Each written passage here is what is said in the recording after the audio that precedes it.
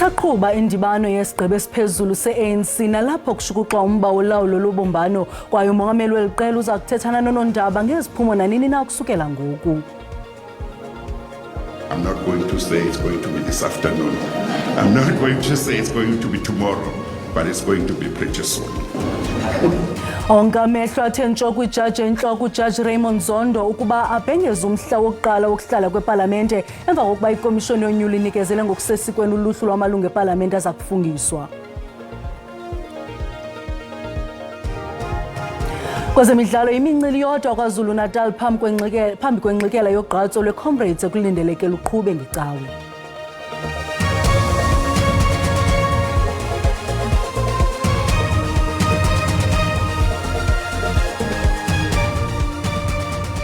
Malwena Makhaya khongozela novimba wangokuhlwanje. Umongameli Cyril Ramaphosa kulindeleke ukuba abhengeze isigqibo sekomiti yesigqeba ye-ANC malunga nomba worhulumente wobumbano. Indibano yesigqeba se-ANC bingasukushukuxa ikamva lomongameli weli qela. Le ndibano esaqhubayo kwihotele iBirchwood eBoksburg, ANC biqinisekile ngaphambili ukuba iza kushukuxa kuphela umba worhulumente oza kusungulwa. Ukanti ke ngoku siqhagamshelana nomhleli wezopolitiko uMzwandile Mbeje. Mzwayi, siyakwamkela. Khawuthi qabaqaba mhlawumbi ngesenizivileyo ngale ndibano kwanokuqhubekayo sithetha nje. Sibonge sisanda sibingelele nakubabukeli nebala nje obusushilo nje silapha eBirchwood lapho iqembu elibusayo ANC elibusayo ngoba ilona kade liphethe umbuso kodwa ke sesibe nokhetho manje lapho kungekho khona iqembu eliyelathola ubuningi ukuthi lingazibusela lodwa. Lihlanganeke iqembu lapha isigungu esiphezulu se-ANC. Inhloso ke sisanda yalomhlangano ukuthi kumele sinqume ukuthi ngabe njengoba phela alikho iqembu eliphumelele ngamalengiso lilodwa kusho ukuthi amaqembu kufanele ebambisane ngabe lifisa ukuthi ke kubambiswane nganhloboni. Uzokhumbula ke kade kukhulunywa ngendaba yokuthi kungenzeka kube nohulumeni wobumbano lokuthiwa iGovernment of National Unity kumbe uhulumeni wokubambisana lokuthiwa ke icoalition.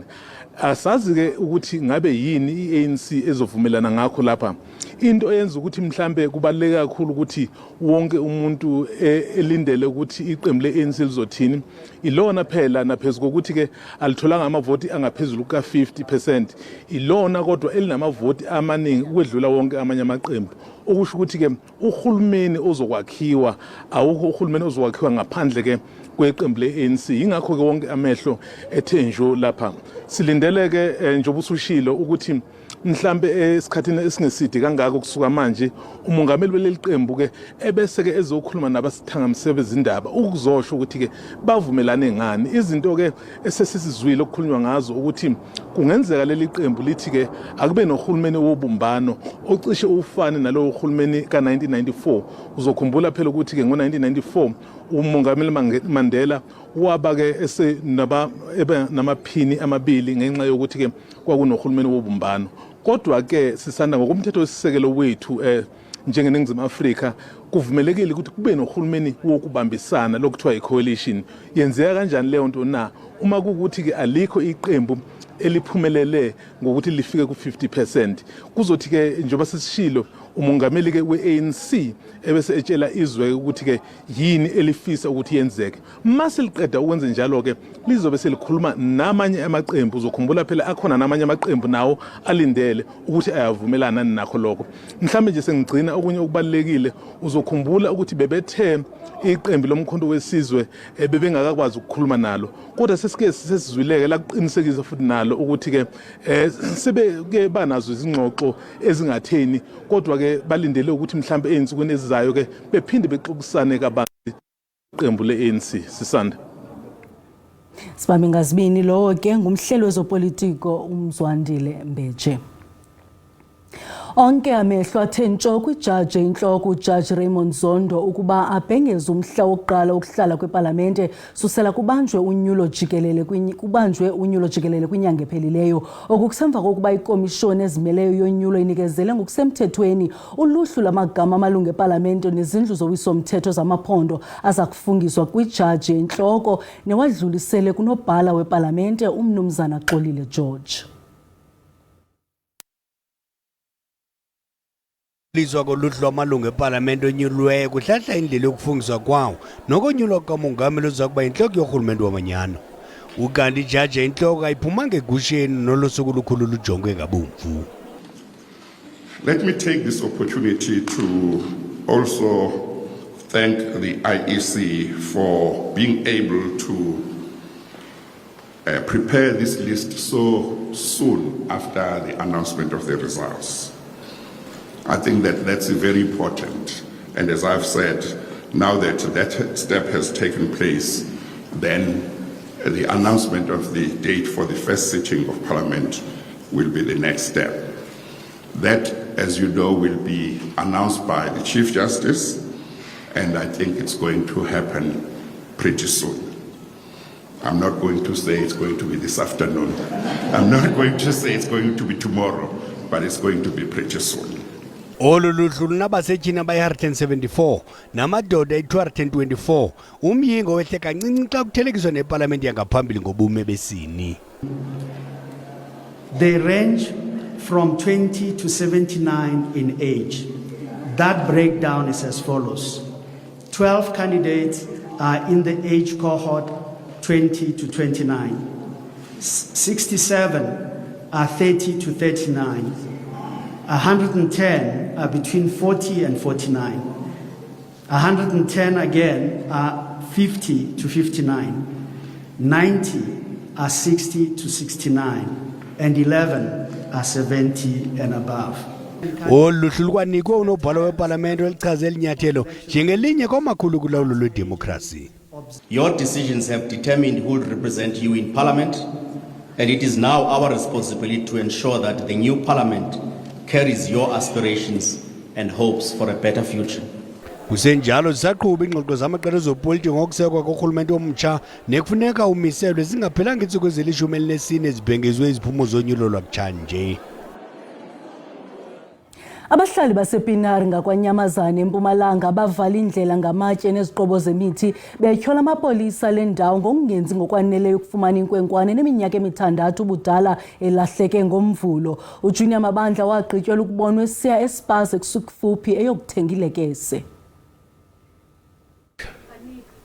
And we are willing to do anything just to get the child back. Utata kaJunior ubongoze ngokuchukumisayo ngokufunyanwa konyana wakhe. uJunior Mabandla ulahleke ngomvulo esiya kwivenkile ekufutshane ukusuka kowabo. Umntwana obuye esikolweni ngabo-2 watshintsha i-uniform waphuma wathi uyakodlala uya esitolo ethenga amaswiti. Esitolo akafikanga. Then bathi uya kuchecka gogo nakagogo akafikanga wadisappeara njalo. Uluntu nalo lukhathazekile nalapho luvale indlela ngezinto ezahlukeneyo kuquka namatayara avuthayo. Ukufundisa nokufunda kuchaphazelekile notishala bakaJunior baxhalabile ngokuduka kwakhe. Ivabuhlungu eze school ngoba besibuke lokukhulu kulomntwana besibuke ifuture kufamily kubhuti siyamathi bhuti babwakhe namakwakhe basupportive eze school lapha basupporta kakhulu. Amapolisa aqhuba uphando kodwa uqhankqalazo luphazamisene nokukhangelwa kwakhe. So siyacela kumalunga emphakathi ukuthi ake babambisana nathi njengamaphoyisa kufuna nalomntwana ngoba kuyasikhathatha isikhathi siyahamba solo lahleke ngomsombuluko akatholakala. Amapolisa ayibeke iso imeko eqhubeka kule ndawo.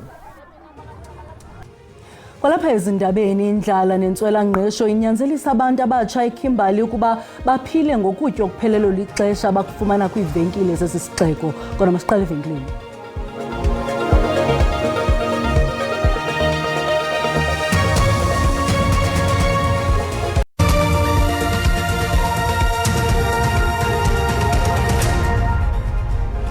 Sinamkele kwakhona kwindaba zelijelo. I-Action SA nekhokelwa nguHerman Mashaba ithi yaziguzula kubambiswano lamaqela ezopolitiko aphikisayo lisongeza ngelithi uluntu lweli lizwe lukhohlisiwe ngamaqela athile. Eli qela belithethe eRandburg eGauteng. I-Action SA ityhola amaqela aphikisayo ngokophula isivumelwano sokungazingeni ingxoxo ne-ANC nezijolise ekwakheni urhulumente wobambiswano. So we're the first party to say, okay, fine, people, some party have decided to go and negotiate, and it is their right. And I think if you look at it, it is their right. We cannot really stop them. But at the same time, for us as Action SA to remain in an agreement where some of our members of the multi-party, they're in breach of this agreement. So we want to formalize this. Eli qela longeza ngelithi lijolise ekwakheni lo mbutho ukujongana nolawulo lorhulumente basemakhaya. And we are very clear about the fact that the greatest issues affecting South Africans right now are their broken streets, are their lack of water, is their unreliable electricity and sewage that is flooding their communities. And ultimately, these are failures of local government. I-Action SA ikwathi nayo ayizixhasanga ingxoxo zokwakha urhulumente wobambiswano kodwa izimisele ekugxileni ekwakheni lo mbutho de ukwazi ukuzimela. Amagqwetha ameli i-EFF athi kukhethwa iphele emasini ekohlwayeni amalungu epalamente xa ulo xanduva luthwaliswa isininzi. Inkundla ephakamileyo yaseNtshona Koloni ive ubungqina bokugqibela kwisicelo senkokheli ye-EFF umnumzana Julius Malema namanye amalungu epalamente sokuba kuchazwe njengongekho mthethweni ukunqunyanyiswa kwabo kwakunye nemithetho elawula indlela amawahlwayo ngayo amalungu epalamente. Okamalema isekela lakhe umnumzana Floyd Shibambu uVuyani Phambo we-EFF banqunyanyiswa ngaphandle kokuhlawula umvuzo intsuku ngamashumi amathathu emva kokuba bafunyanwa benyashe imigaqo yeParlamente. Lawmakers cannot be impartial if they stand to gain from the very decision taken by them. We say in the context of discipline in the hands of a political majority, you stand to gain by punishing your opponents, as the courts have recognized in a multitude of cases. And that's why the bias arises. It's not necessarily a personal bias, it's the very structure, absent any fettering of a wide discretion, that creates the problem of bias. Umbutho weAzapo eNtshona Koloni ukholelwa ukuba ukufunwa kwemali okanye kwenhlawulo ngenkani ngunobangela wokubulawa kwenkokheli yalombutho kweliphondo umzimkhulu noJozi. uNojozi oneminyaka engama-63 udutyulwe wabhubha ngaphandle kwendlu yakhe eGugulethu ngabantu abangaziwayo. iAzapo ithi le nkokheli ibilitshantliziyo lephulo lokuba noMzantsi Afrika ongenamipu. iAzapo imchaze njengenye yeenkokheli bezisebenza zingajonganga dumasi ebezihlonipha zikholelwa kakhulu kwiinkqubo zokuxhobisa abahluphekayo ebengagungqi kwimigomo yombutho wakhe iBlack Consciousness Movement zokuba yimfundo eza kukhulula abantu kwintlupheko ebekwiphulo kwakho lokususwa kwemipu eluntwini ekholelwa ukuba imipu imelwe iphathwe kuphela ngamagosa okhuseleko nangoko xa isemsebenzini kuphela kodwa ibe nguloo mpu othatha impilo yakhe. Ndafumana i-call echaza into yokubana ubhuti mzimkhulu udutyulwe mandibaleke ndibheke e-KTC. Nyhani ke ndenzile njalo ndabaleka ndaya e-KTC. Xa ndibheke e-KTC ndafika ke kunjalo edutyulwe. iAzapo ithi iphulukene nejoni lomzabalazo osekelezelwe phantsi kweemfundiso zikaSteve Bantu Biko nebelizinikele kumzabalazo wenkululeko besithi umdla wakhe ikakhulu ibiyimigushuzo yabafundi enomdla nangakumbi kwimfundo yamabanga asezantsi. Umbutho ukholelwa ukuba ubulewe ngenxa yentlonti yeentlawulo ezinyanzeliswayo ethe jijilile ezilokishini eKapa. Wayesixelele kwayena kwezi veki ezidlulile uba uphantsi koxinzelelo ngabafana abancane apha bafuna makabhatale i-protection fee ngezi flat azownayo azama ukuziphilisa ngazo. Ebesithi ke out of i-principle bangunotshe lowo akazi ukubhatala into ezinjalo yena awugqiba ukuzisebenzela. Amapolisa athi asaphanda kungabanjwanga mntu. Thandiswa Mawu weendaba ze-SABC eKapa. Indlala nentswelangqesho inyanzelisa abantu abatsha baseKimberley eMntla Koloni ukuba baphile ngokutya okuphelelwe lixesha bakufumana kwiivenkile ezingqonga isixeko. Luqalathelwano kulangazelelwa into esiwa phansi kwempumlo iveki neveki abasaze ngobuso elizweni bahlaba bekhangele ukuhamba umgama ungaphaya kwe-10 kilometers ukufumana ukutya ukuze kondleke iintsapho zabo nokusuka kwiivenkile ezikulahlayo ngenxa yokuphelelwa lixesha. Olulutsha inxalenye yabemibeli abathwaqwa linxele likakhetsekile mihla le nelibanyanzelisa ukuxoza miphini yimbi exhalabisayo nokuba ukukutya bakufumanayo kungoneli kodwa bathi ucuntsu akafani nocwaka. Bazityandigila ngelithi ewe ukucela amalizo wokutya kurhuqa isidima sabo elidakeni kodwa banacebo limbi. I like to see a change, very, very big change, especially if we can get job. Isebe lophuhliso loluntu kweli phondo lithi aligunqe ekuzijuleni ijacu ekunikezeni inkxaso-mali kumakhitshi wesuphu nasekweluleni isandla kwiinkedama. We've also set up soup kitchens and drop-in centers in communities where the department funds certain NPOs to run these soup kitchens, where we strive to at least give meals to those needy people at least 3 times per week.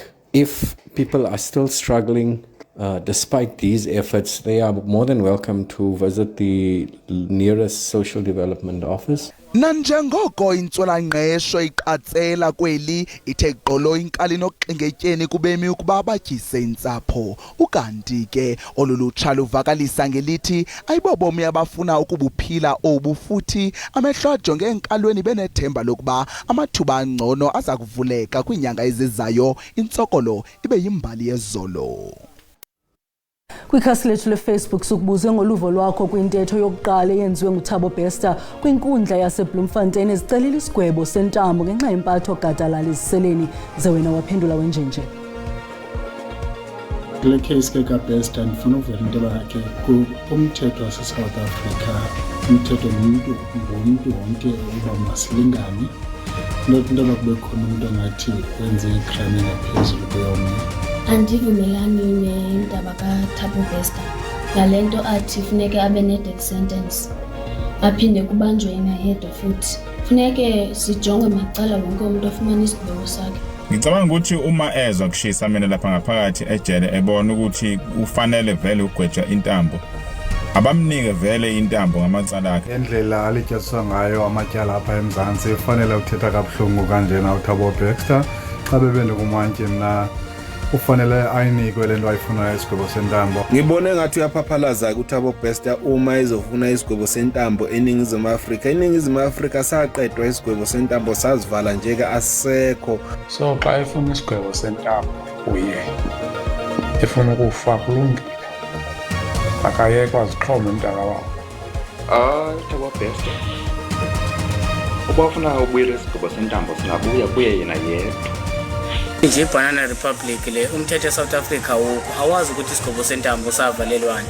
Engicabanga ukuthi eSouth Africa isigwebo sentambo into ekudala yavalwa nokho ayitholiswe impela indlela aphethwe ngayo uBester. Uthi impela lena yokuthi akhale ngokuthi uphethwe kabi kodwa ebeke sejele. uBaxter yena uzenzile ngikhalela labantu laba ababoshiwe imindeni yabo nyalo iyahlupheka ngesimanga sakhe. Asinawudlala uThabo Bester apha msasasi inkundla mayingadlala uThabo Bester uthe nocimba elizwe lakhe. Inkundla mayimnike lento ayifunayo lo mfo uThabo Bester mayifake intambo emqaleni anewufuna isigwebo sentambo.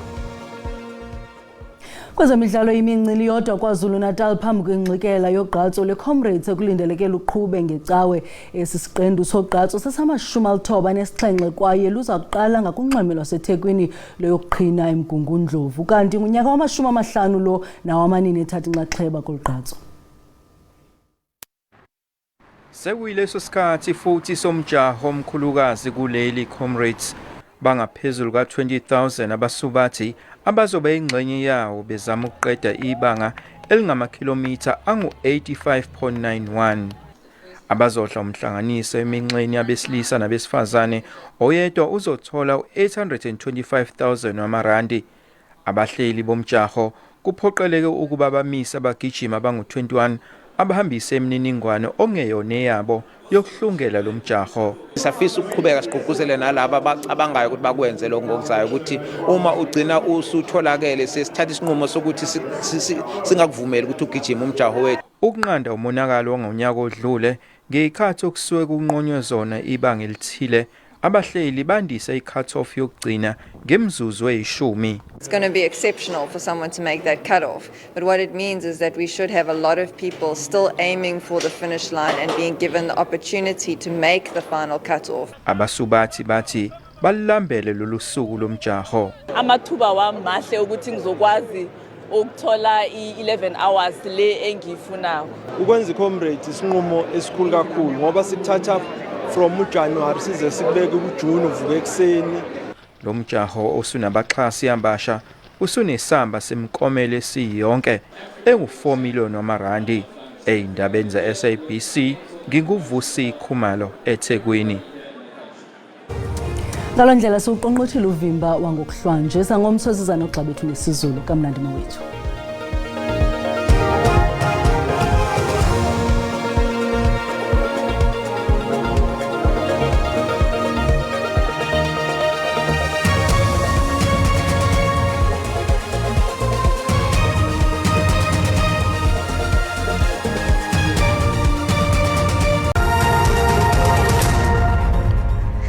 Sembukeli ngicela sikhongozele nalo uqikelelo lwemuzu lapho subona nanke amsingo moyo bandayo oxana nazile udala ke lamathuba entshizane sithe qa kwindawo ezikwentshona yelizwe kanti ke izintshizane sithe xhaxha ezilindelekileyo kwindawo esigudlunxeme olusemazantsi ngokuhlanje ngomsoke imbukeli lamsingo moyo bandayo uyayishiya indawo nanke ngokuxana naze pha kwindawo ezikumntlampuma welizwe kodwa ke ushiya lamathutyana ngephi emvula kwimimandla esentshona ngokunjalo naphaya kwimimandla esempuma kanti ke kwindawo esigudlunxeme sabonto bamathuba emvula athande ukuba mahle nthetha ke ngendawo esigudlunxeme lwasempuma embukelo yabongozwe into ba uqaphele kaloku la mozulu enokulatyuza kwamaza pha kwindawo esigudlu kunxeme lwasempuma ngokuhlwanje kanti la nangomso futhi ke ukhona nomoya oya kube ubhudla ngamandla olindelekileyo phaya kolwanxeme olisempuma qaphele ke embukeli futhi elakhephe elindelekileyo pha kwindaba zokukhahlamba ukuyongena pha koLesotho ngokunjalo naphaya eBuckley East uqhubeke embukeli ngononophelo masijonge into ba wona amaqondo okutshisa asibeka phina ndingatsho ndithi noko izulu lihle pha eKapa lodumo amaqondo abetha phaya ku12 degrees